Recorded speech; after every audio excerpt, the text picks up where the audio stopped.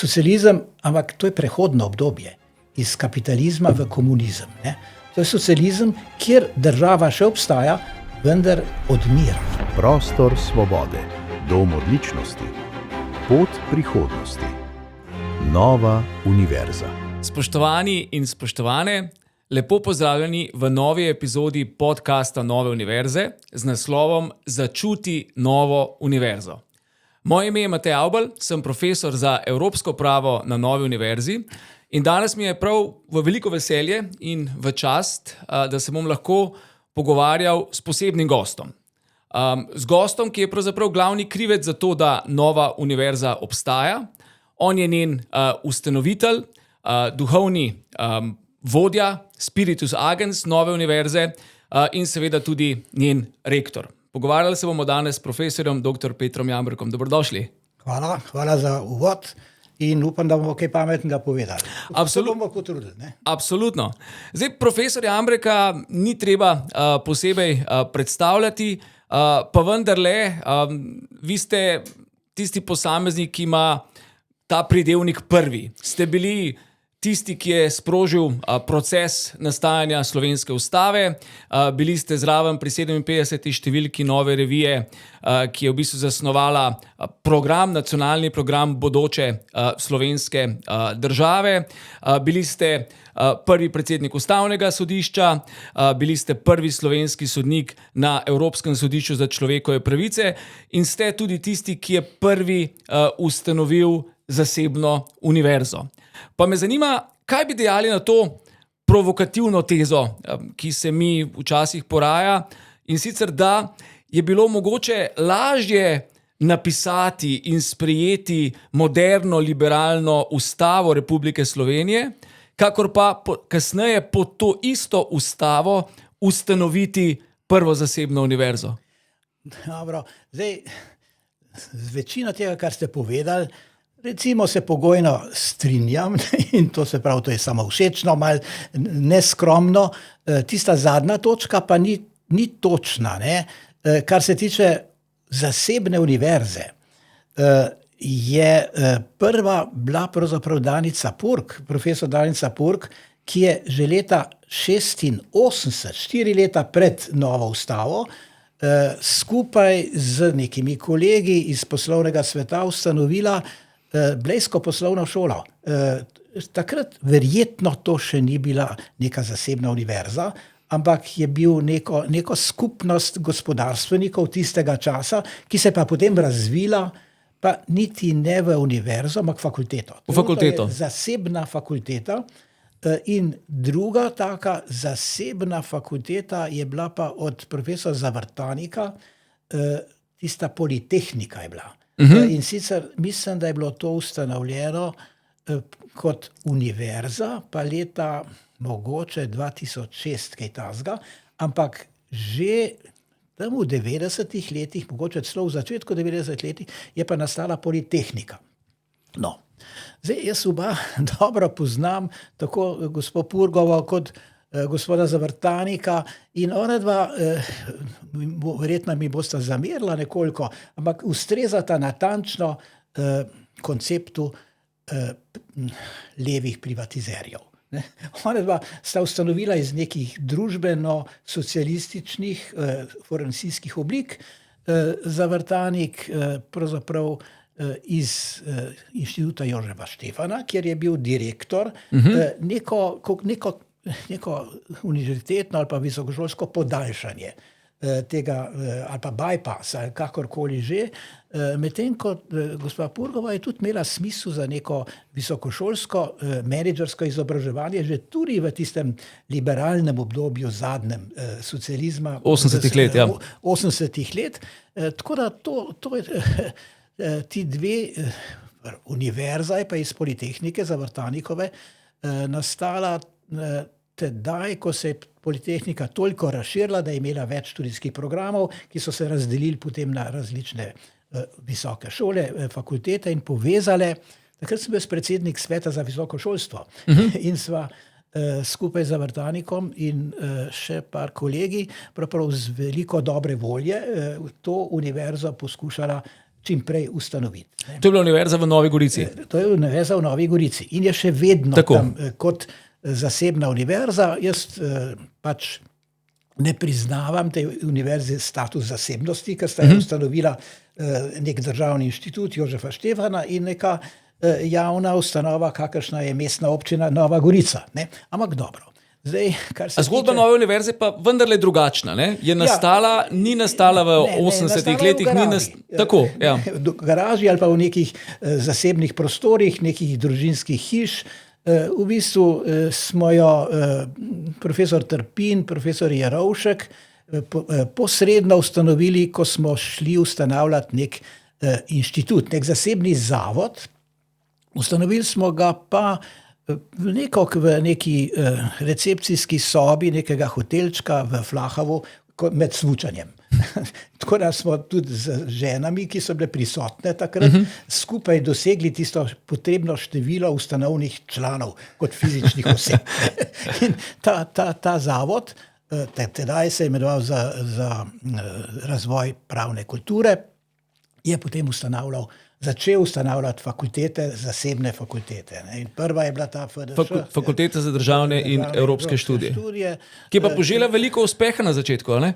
Z vidika vpisa. To je bila prav, mi smo prišli celo v neke anale in učbenike razvoja neke zasebne ustanove, ki običajno gre počasi navzgor. Mi smo pa šli čist na vrh in potem dol. Ne. Ampak to je neka zanimiva anekdota, ampak dosti značilna za tisto bolj, recimo prav družinsko, zasebno, osebno lastništvo in ustanavljanje, ker takrat moja soproga je imela neko potem 3-letno pravno šolo končano iz Maribora in se je želela vpisati potem na magisterij. Ne. Mi smo takrat ustanovili to fakulteto samo na magistrskem nivoju.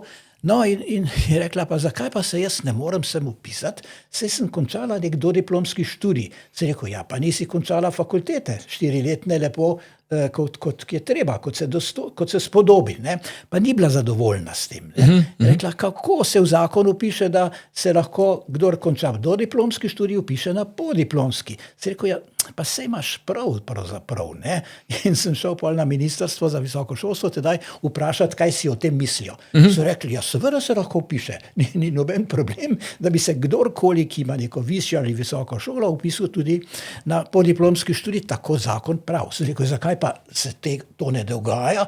Ja, zato, ker se državne univerze samo omejujejo. Se pravi, in na ta način, na temelju tega individualnega primera, se potem še vsem drugim posameznikom v podobnem položaju odprl. Potem smo pa mi rekli, ok, pa bomo pa dovolili vpis, mi pa različno državnih univerz, vsem, ki imajo dodiplomski, teh je bilo pa mogoče 1000 v Sloveniji, ki so bili zaprti v svoje te strokovne visokošolske programe, tako da je pravzaprav se kot bliskovita širila po Sloveniji ta informacija, da zdaj pa je neka fakulteta, ki nam omogoča in prvo leto se je upisalo takoj v jeseni, mislim, da 360 študentov.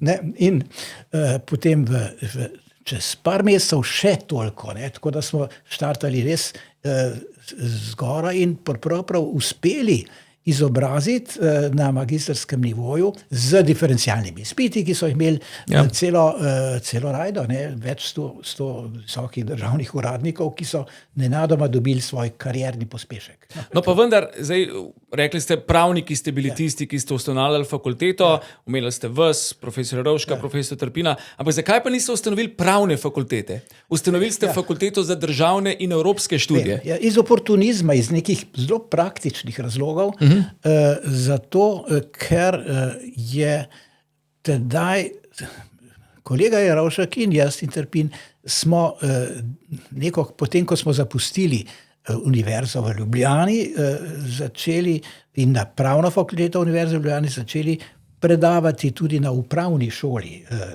Mislim, da je bila tedaj že znotraj Ljubljanske univerze.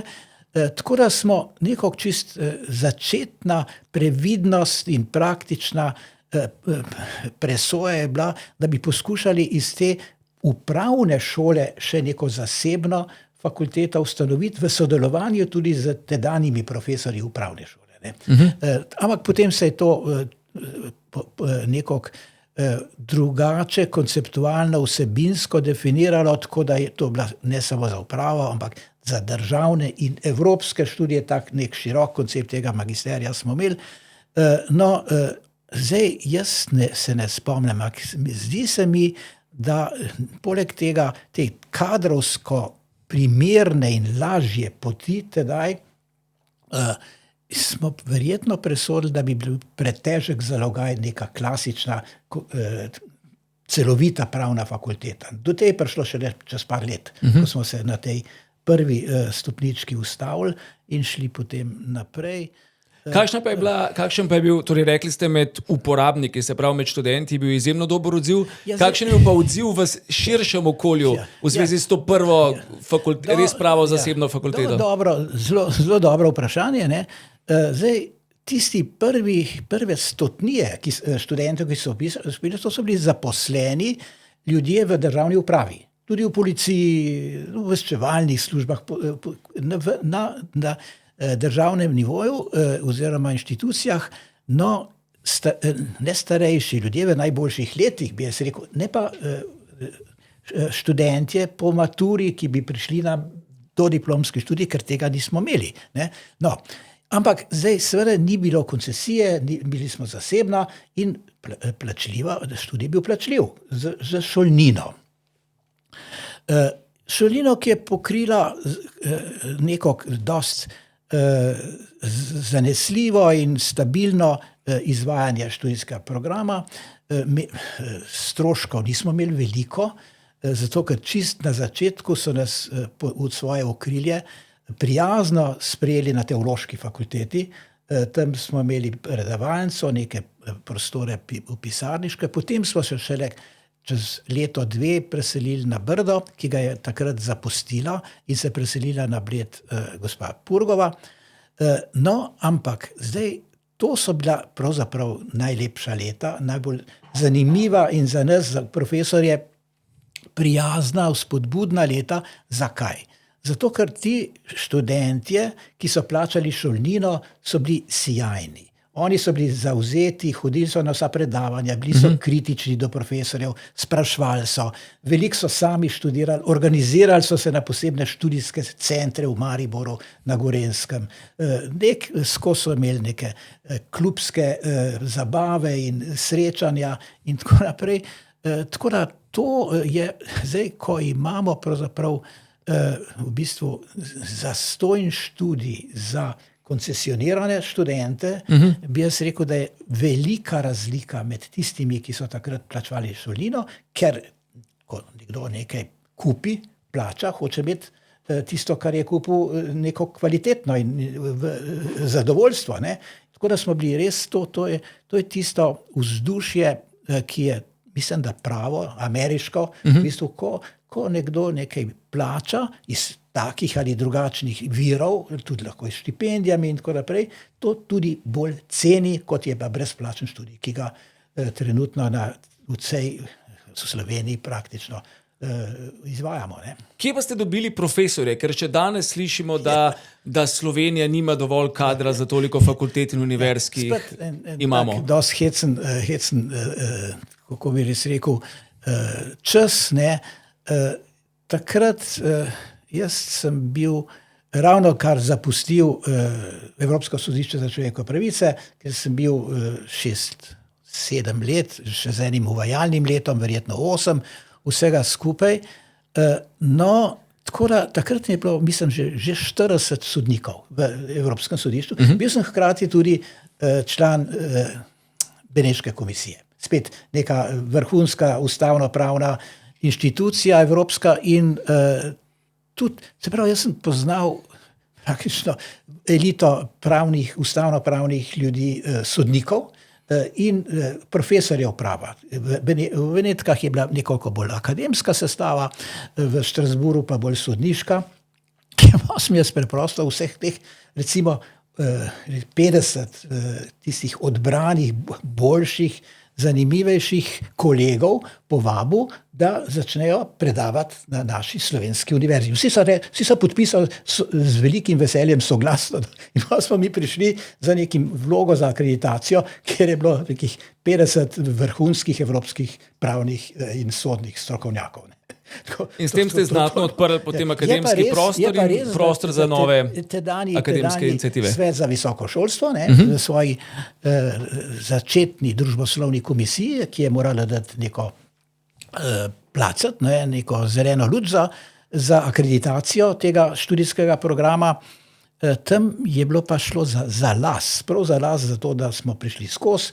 Mislim, neko petčlansko telo je potem z večino 3-2 članom dalo zeleno luč. Je soglašalo s tem, da se akreditira in potem je na nivoju sveta, za visoko šolstvo tedaj zlahka bila potrjena ta področna odločitev.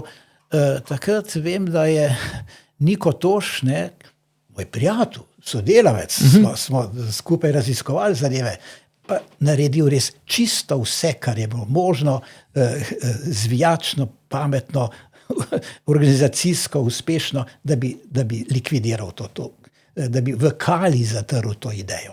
Ne vem zakaj. No, do tega potem ni prišlo in čez nekaj let se potem ustanovila že nova fakulteta, tokrat pa pristna pravna, Evropska pravna fakulteta. Kakšen je pa razmislek, kaj je bilo pa tisto ključno gibalo od te fakultete k Evropski pravni fakulteti? Zdaj na tej novi fakulteti, že prvi FDŠ za državne evropske študije, nas je bilo kar nekaj profesorjev Ljubljanske pravne fakultete. Boštjan Zupančič, jaz, Trpin itak, čeprav ni bil na ustavnem sodišču. In zdaj, mi pravzaprav nismo nekako želeli, oziroma nam ni bilo pogodu, ali za nas ni bilo zanimivo vrniti se na Ljubljansko pravno fakulteto. Zdaj, mogoče se to grdo sliši, ali je mogoče malo prepotentno rečeno, ampak za nas to ni bila zanimiva ali dovolj kvalitetna. Potem, ko smo dali evropske pa ustavne izkušnje skozi, se nam je zdelo nekako premalo ali pa premalo zanimivo in kvalitetno, da bi šli nazaj. Čeprav smo imeli vsi tam službe in bi lahko se vrnili.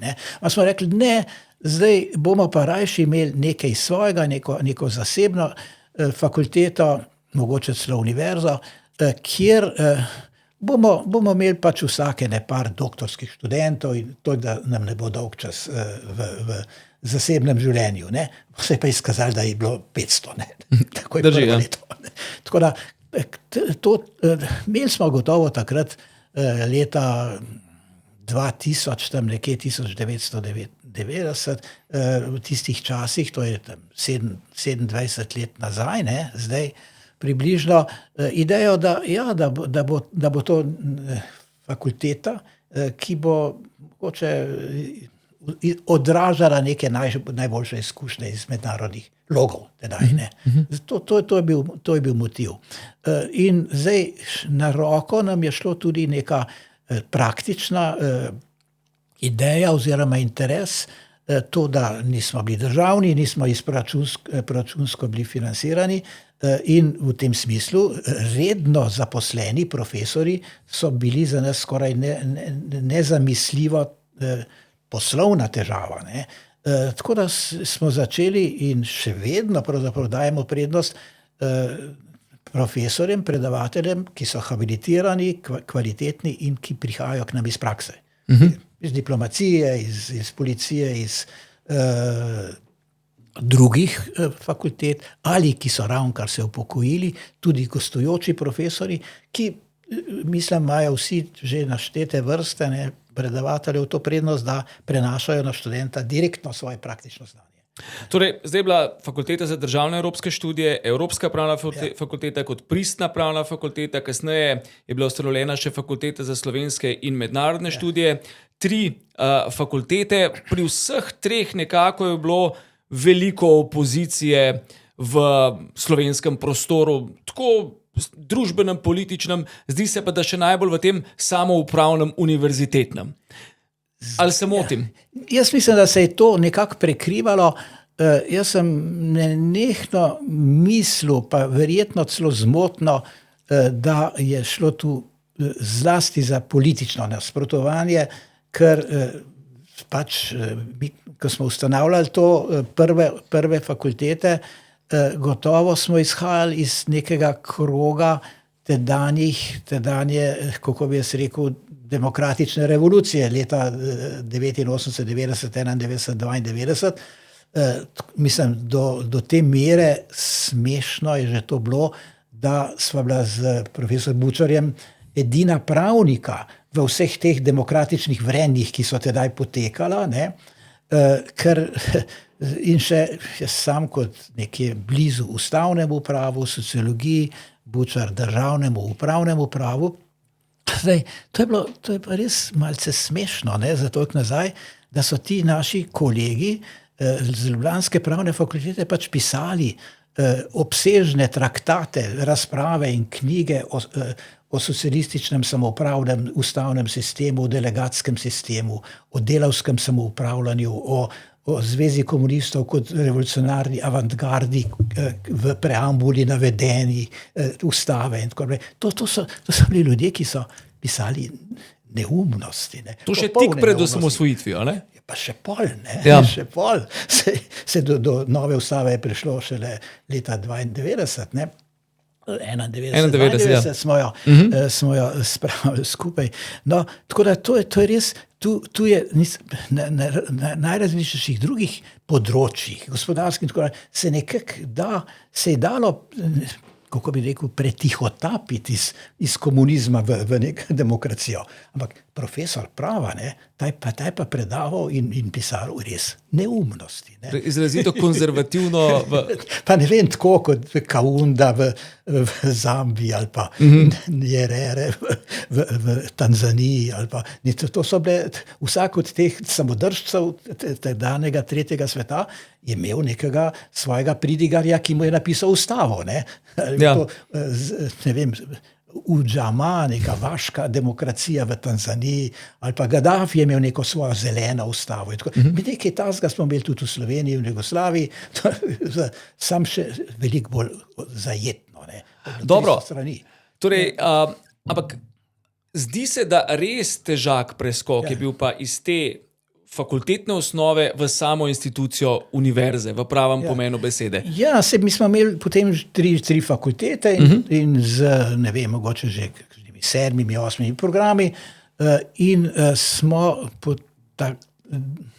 ne vem zakaj, pa šteli, da bi bilo to ugledno in za študente privlačno, če bi se združili v univerzo, kar ni bilo pravzaprav čist nobenega razloga, da ne bi, ni bilo niti v zakonu ali v zakon je bil zelo liberalen, ne? Zakon je bil liberalen, zakon je še vedno, s tistim členom uvodnim, ki pravi, da se lahko ustanovi visokošolski zavod od strani katerekoli fizične ali pravne, domače ali tuje osebe. Najbolj možno liberalno odprtost, ampak zdaj tudi tedaj zakon leta 98, 99, 2000 in kasneje do leta 2008, ko smo imeli te 3 fakultete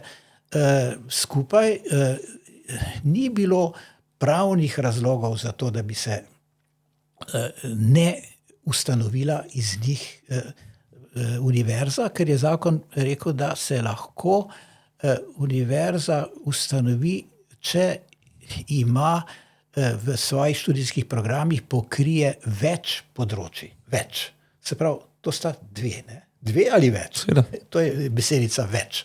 In mi smo imeli vsaj 3 fakultete in toliko. Šele kasneje, leta 15-16, je prišlo do zahteve, da jih je teh 5 takih ali drugačnih in takrat, ko so pogruntali, da bi morali biti mi še ne imeli toliko in bi se dal naknadno ukiniti to novo univerzo. No, ampak takrat smo to ustanovili, ampak zanimivo, za naslednji dan, ko je bil sprejet sklep o ustanovitvi univerze, so se pritožili 4 rektorji državnih univerz tedajni, in sicer na kateri osnovi.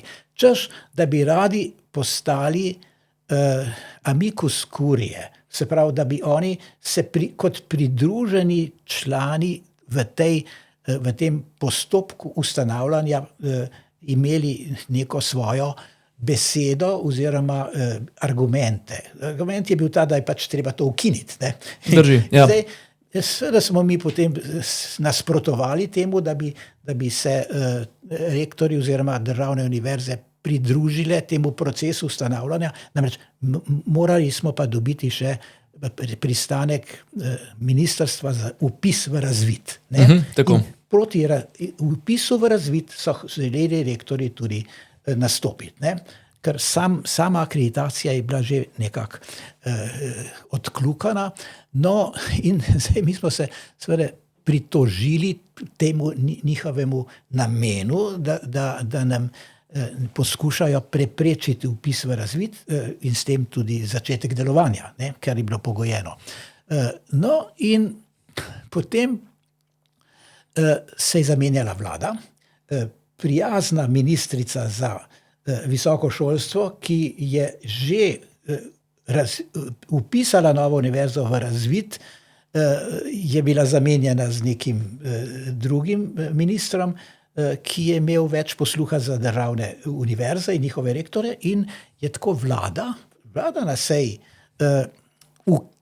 razveljavila sklep o vpisu v razvid in smo ostali pravzaprav brez univerze. Ne? Ni bila akreditirana, ampak ne vpisana, ni mogla delovati.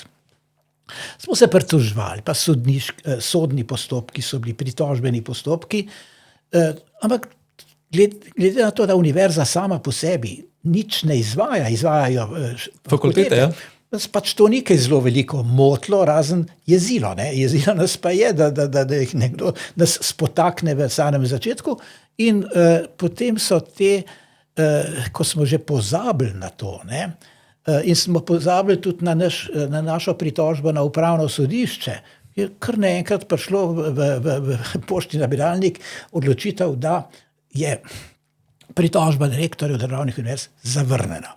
In da je nova univerza dokončno izvršljivo ustanovljena, ne še s pravnomočnim sklepom, ampak ta pravnomočnost je sledila potem že tej izvršljivosti, in tako so se začudeno znašli v situaciji, da imamo univerzo. Pa 10 let, to je bilo leta, Sveda. Ne vem, mogoče po 10 letih tega sodnega pričkanja. Ne? No, saga se je seveda potem še vlekla, pa je bil še enkrat vpis v razvid, pa potem, ko je bila nova univerza že ustanovljena, sprememba zakonodaje, Lex nova univerza, pa zavračanje članstva v rektorski konferenci. Ampak če potegneva, da ne bova preveč gledala v zgodovino, če potegneva to črto, zdaj na podlagi te izkušnje. Ne? Se pozabil tudi potem je bil nekako ukinjen vpis v razvid, ne? Ampak še vedno je ostalo na ministrstvu v pristojnost vpisati v e-študij. Evidenco. Evidenco, no? Čista birokratsko-uradniška zadeva, avtomatično bi moral biti nek visokošolski zavod vpisan v evidenco, niso.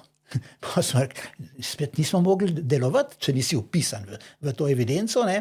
In spet je trajalo leto, 2, 3, da je sodišče razsodilo, da je ministrstvo dolžno nas vpisati ex lege v to evidenco. Pa nas niso.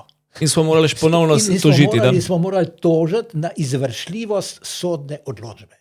In podobno se je dogajalo z direktorsko konferenco. Ampak pod črto, na podlagi te izkušnje, kako lahko pravzaprav z neke distance razumemo to željo po preprečenju ustanovitve neke zasebne univerze? A je to bila zdaj politična odločitev, je bila tukaj samoupravna samovolja obstoječih univerz? To je neko izjemno zanimivo vprašanje, ker nam ga praktično razumnega odgovora ni. Ne? Sej ta naša univerza in nobena druga univerza nima več kot tam nekih 1500 redno upisanih študentov, mogoče je 3000 tistih, ki so še potem absolventi, pa pauzerji in tako naprej. In zdaj v primerjavi z neko mogočno Ljubljansko univerzo in mogočno Mariborsko univerzo, kjer imajo po 40 000, 20 000 študentov in ogromno denarja iz davkoplačevalskih virov, ne, je pravzaprav neka taka mala univerzica zasebna ne predstavlja nobene konkurenčne nevarnosti. Nič jim ne odjemlješ denarja, niti študentov, zgolj preprosto dejstvo, da je nek zasebni tujek v tej ogromni državni sferi, je verjetno bil moteč. Ne? Tako, da če ti nekaj pade v oko, pa ne veš, za koga se ti solzi in ne veš, kaj bi naredil s tem. Ne? In to verjetno je to res, ker če se zdaj osredotočimo na stanje slovenskega univerzitetnega prostora kot takega danes, spremljamo nek zanimiv trend, kjer imamo tendenco in tudi željo zasebnih univerz, nekaterih, da postanejo državne. In recimo Univerza v Novem mestu, ki je bila zasebna, se je zdaj pustila v bistvu preoblikovati in ustanoviti zakonodajalcu kot državna univerza. Kako vi gledate na stanje slovenskega univerzitetnega prostora danes, tudi z tega vidika, da ste imeli zdaj nekaj časa priliko sedeti med rektorji, ki so vas sprejeli kot pač za svojega v tisti družbi. Kako ocenjujete stanje, zdravje, uspešnost? Zdaj, spet, če gremo v bistvo zadeve, ne, gre za to, da pravzaprav živimo res znotraj tiste družbeno-politične zgodovinske formacije, ki sta jih Karl Marx in Engels imenovala socializem. Ne. Socializem, ampak to je prehodno obdobje iz kapitalizma v komunizem. Ne. To je socializem, kjer država še obstaja, vendar odmira. In zdaj, jaz sem zelo nekako blizu temu, da bi postal volilec tovariša Kordiša, kako se že piše. Ne? Kordiša. In tisto, mi socialisti. Ja, ker jaz bi se pa res rad pridružil temu političnemu gibanju, ki ve, da v njegovem obdobju socializma država odmira. Jaz bi pa potem jo pospešil še v to smer, da bi res odmrla, se ukinila in da bi bil tisto, kar je pravo, ker se človek želi, to je komunizem. Ne? Ker ni države, ni prava, ne? ni vojske in tako naprej. In ljudje svobodno komunicirajo, ustvarjajo, tako kot je bilo za Kardelja v tem našem jugoslovanskem samoupravnem socializmu. Potem bi bili pa vsi na istem. Ne bi bili več zasebni, ne bi bili več državni, ne? Ampak zdaj res smo pa v tistem trdem socializmu, ko pravzaprav je ta država najmogočnejša. Je pa res, da tako mogočna, kot je, tudi malce odmira. Ne?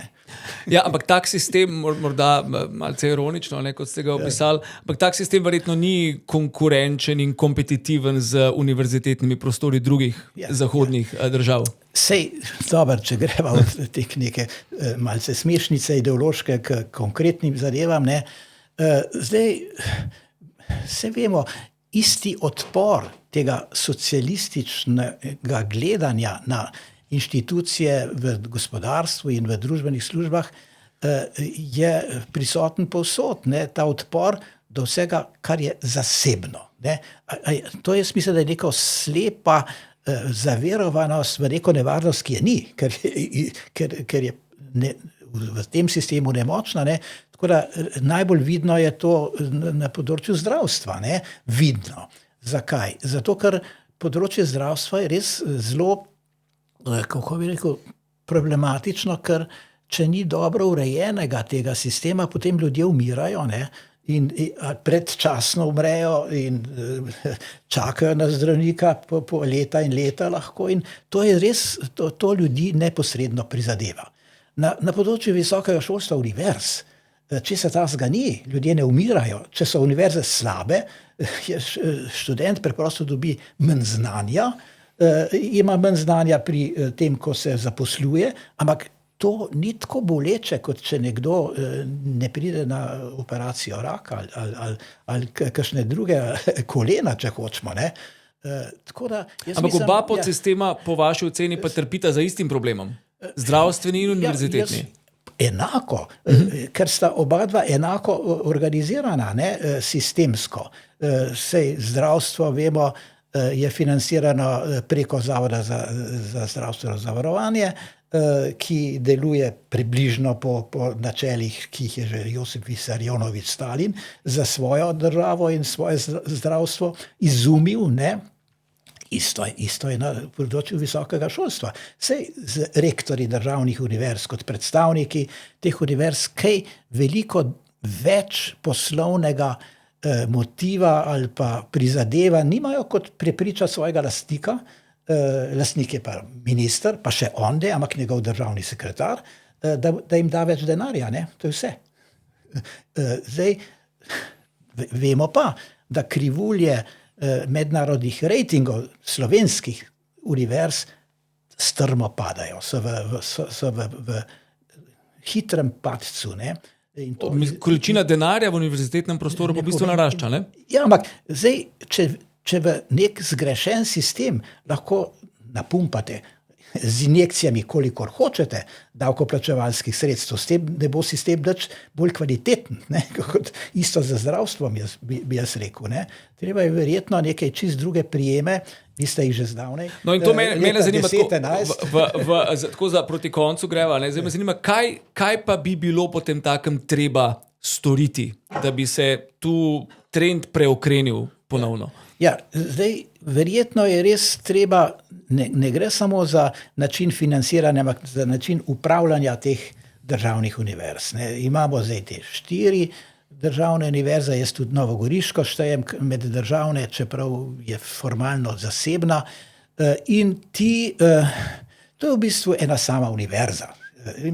Mislim, da je skupaj 68 fakultet in ti se vsi po istem sistemu financirajo z lampsam, ki je prav neka najbolj zaželjena, optimalna oblika financiranja za državne univerze, da dobijo neko vsoto denarja, ki z njo avtonomno razpolagajo. Ne? To ne gre naprej. To sam vem, saj sem bil večino svojega akademskega življenja na eni takih fakulteti in taki univerzi.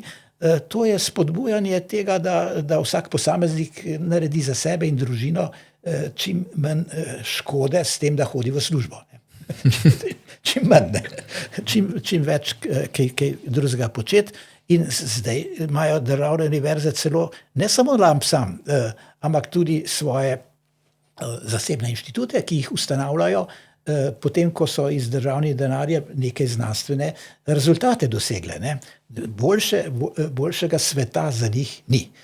No, zdaj, ampak je pa cela vrsta drugih resnih prijemov in načinov financiranja in upravljanja univerz, ki nimajo veze pravzaprav s tem, ali je to državna ali je to zasebna univerza. Vse poznamo vse. Ne? To je recimo nekaj malega šolnine, izjemno razvejan sistem štipendij, vaučerska metoda, potem zlasti sodelovanje gospodarstva direktno z univerzami, davčne olajšave, to je za Švico in za Združene države Amerike, značilni sistem financiranja teh zasebnih, elitnih, svetovnih, mednarodnih univerz.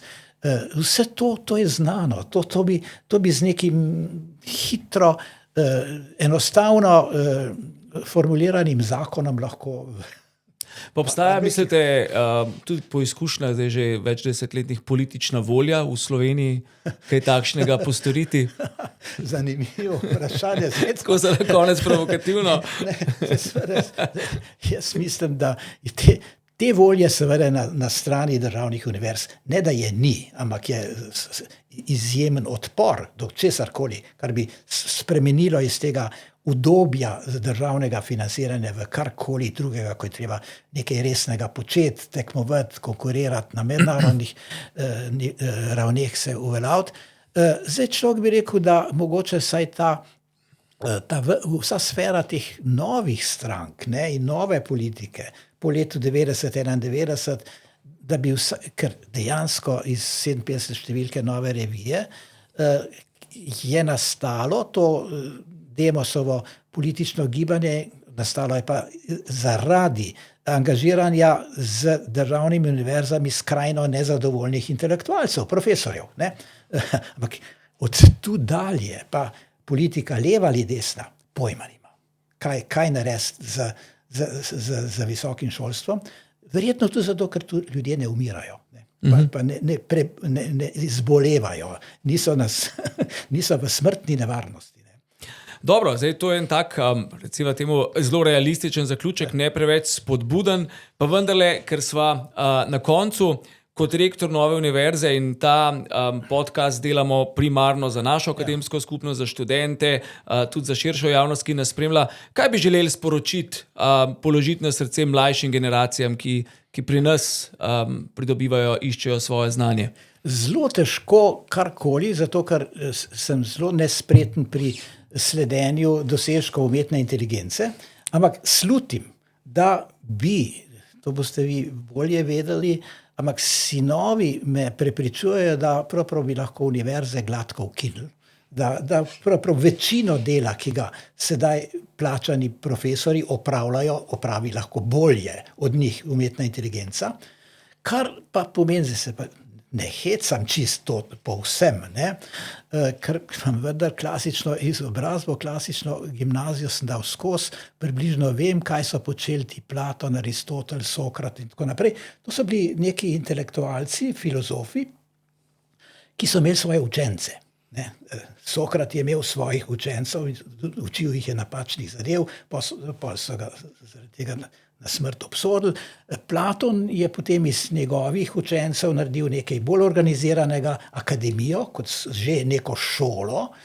V to šolo so prihajali in odhajali svobodno učenci in so se učili vse sorte, ampak tako, da so pravzaprav nekako dialektično, dialoško med sabo ustvarjalno in svobodno razpravljali. Kaj tazga, bi nam lahko ostalo, da se vrnemo v staro Grčijo, v klasično tisto obdobje res intelektualne ustvarjalnosti. Umetna inteligenca pa ne za nas počne vse tisto, kar smo profesori do zdaj delali, neke bolj rutinskega, ne? Ja, ne? Dobro, hvala lepa, profesor Jambrek, za ta prijeten, iskriv, kot celej tudi intelektualno provokativen pogovor. Jaz upam, drage gledalci, drage gledalke, poslušalci in poslušalke, da ste uživali v tem pogovoru tako kot sem jaz in se že veselim ponovnega druženja z vami ob naslednjih podcastih. Najlepša hvala, gospod rektor.